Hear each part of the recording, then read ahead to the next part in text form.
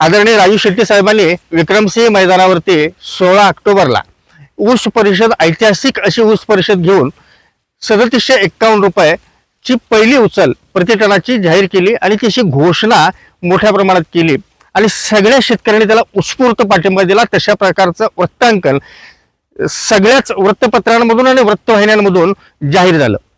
पण कदाचित याच्याकडे डोळेझाक होईल म्हणून स्वाभिमानी शेतकरी संघटनेच्या माध्यमातून काल अखेर कोल्हापूर आणि सांगली भागातील सगळ्याच जिल्ह्यातील कारखान्यांना निवेदन ज्या त्या भागातील पदाधिकाऱ्यांनी स्वतः समक्ष भेटून कारखान्याच्या नियोजन मंडळाकडे, संचालकांच्याकडे आणि तिथल्या यमडींकडे दिलेला आहे। आता हे सगळं झाल्यानंतर याचा सगळा निर्णय हा कसा घ्यायचा आहे, काय घ्यायचा आहे, त्या बैठकी कशा करायच्या, 10 ऑक्टोबर पर्यंतची मुदत आहे आणि हे सगळं होत असताना या निर्णयाची व्यवस्थित पूर्तता करून घेणं हे आता जबाबदारी कारखानदारांची वरती आहे।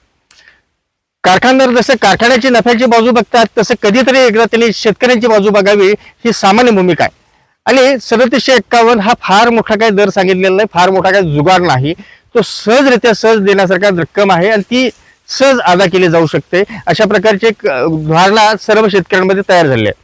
आता याच्यामध्ये कशी उकळ्या फोडायच्या, काय फोडायच्या, त्यासाठी 15 दिवसाचा अवधी आहे, नसेल तर उसाचं दांडकं आणि 25 वर्षाचा आमचा संघर्ष स्वाभिमानीचा हा नेहमीच बघितलेला आहे। उभ्या महाराष्ट्रानं आम्हाला संघर्ष फारसा काही नवीन नाही आहे, त्याच्याबद्दलची खातरजमा सर्व कारखानदारांना आहे। पण कारखानदारांनी इथपर्यंत जाण्या अगोदर शांतपणे सगळ्यांनी एकत्रित येऊन लवकरात लवकर त्याचा निर्णय घ्यावा आणि 10 ऑक्टोबर पर्यंत आपली भूमिका जाहीर करावी आणि आपले कारखाने खुशाल चालू करावेत। आमचेच कारखाने आहेत ते, फक्त आपण संचालक म्हणून बसलाय, चेअरमन म्हणून बसलायत, आपण मालक नाही आहात। आपल्याला सर्वांना, शेतकरी भावांसहित सर्व कारखान्याच्या संचालकांना, चेअरमनांना दिवाळीच्या आणि पाडव्याच्या मनपूर्वक हार्दिक शुभेच्छा। धन्यवाद।